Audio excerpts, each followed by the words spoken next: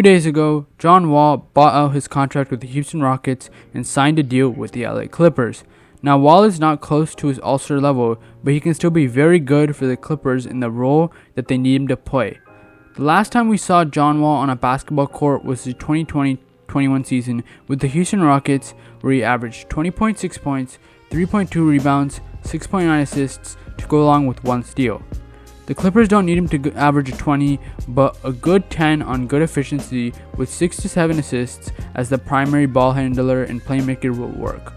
His game in his prime was built mainly off of athleticism, so he's definitely lost most of it and doesn't need to be that guy for them anymore. Now the starting shooting guard for this team is going to be Paul George. He could also be the starting small forward, but PG-13 tore a UCL in his elbow but returned in time for the end of the regular season last year. He only played 31 out of the 82 games, meaning the Clippers played majority of their season without their 2 main stars. With Paul George, they went 18-13, a pace that would have made them a 48-win team and a lower playoff seed. In those 31 games, he averaged 24.3 points per game, with 6.9 rebounds per game, 5.7 assists per game, and 2.2 steals per game, showing his skill as a two-way threat and a scoring wing. One of the Clippers' biggest strengths is the catch-and-shoot shot, which comes with more playmaking and leads to open and easier shots. The Clippers have led the NBA in catch-and-shoot efficiency for the last 2 years.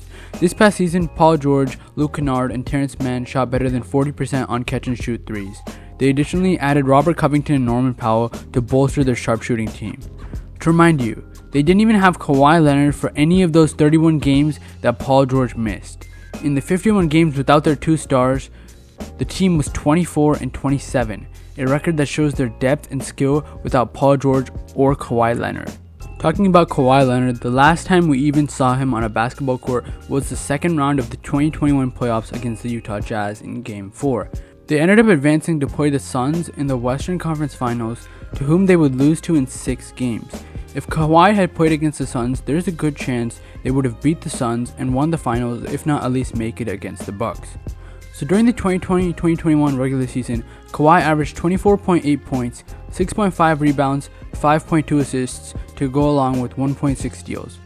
While Kawhi gets overlooked for his injuries and load management, if he comes back fully healthy from the ACL like Kevin Durant, he can put himself into a top 5 player conversation like he was in the years before the injury. At the 4, you got a versatile defender in Robert Covington. Covington signed a 2-year, $24 million deal extension with the Clippers back in May, so he doesn't become a free agent. Covington brings great switch and help defense alongside with his superb 3-point shooting. In his career, Covington is a 36% shooter behind the arc, but in the 23 games with LA after the trade deadline, he shot an incredible 45%.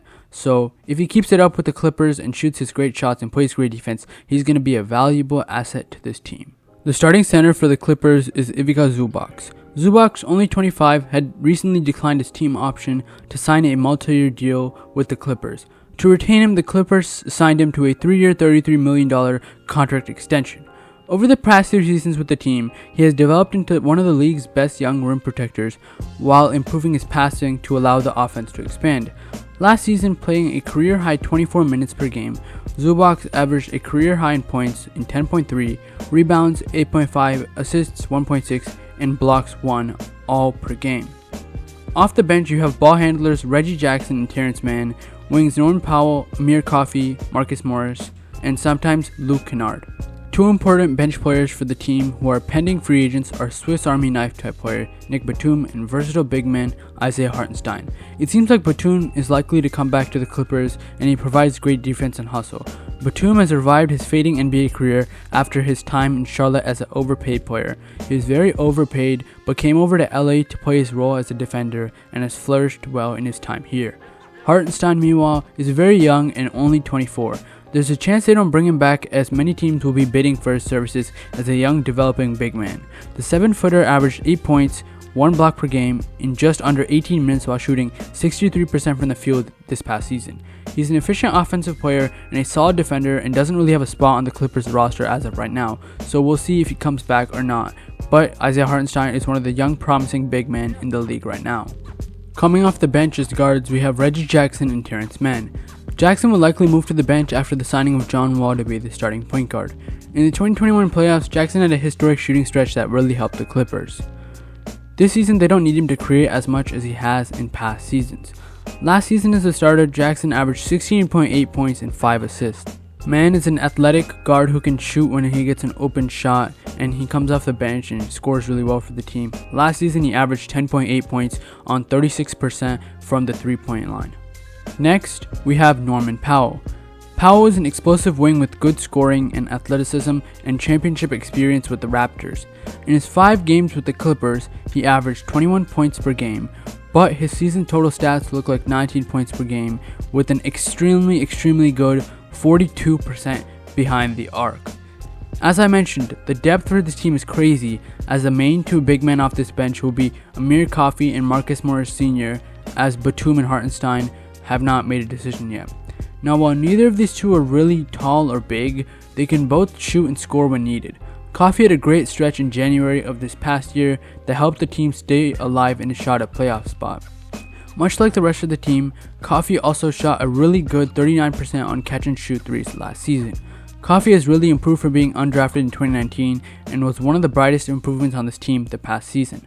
Marcus Morris Sr. even averaged 15 points last season, showing this team has a lot of talent and scorers who can score when needed. The depth is crazy, and their entire bench can really be good enough to have 3 starters on a different team in the league that's not named the Clippers. That just goes to show how they've developed a really nice bench and how it should be one of the best benches in the league last year, like how the Raptors had a really good bench mob a couple years ago that helped them win the championship.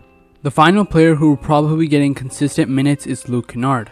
I've already mentioned a good 10 players to make up a very talented rotation, but expect many players like Luke Kennard, Brandon Boston Jr., and Rodney Hood to step up in the case of injury. Boston Jr. had a strong showing as a rookie and can definitely slide into Terrence Mann's role in case of a performance issue or injury. Hood and Kennard are sharpshooters who can hit threes when needed. Hood will also bring veteran experience and might not play a lot, like how he did with Toronto this past season after the trade deadline. And the thing is, I haven't even mentioned their new draft pick, Moussa Diabate, who will most likely be on a 2-way deal and develop his skills in the G League. Diabate has a lot of energy and durability shown by his ability to guard many different positions and players. While he may not impact the team too much this season, look for Diabate to get some good rotational minutes in a couple seasons as a defensive enforcer. And of course, one thing I haven't really mentioned is health.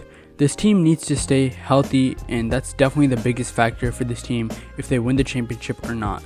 John Wall, Paul George, and Kawhi have all missed significant time over the last 2 seasons with injury, and how Kawhi and John Wall come back from their respective injuries is also a big thing.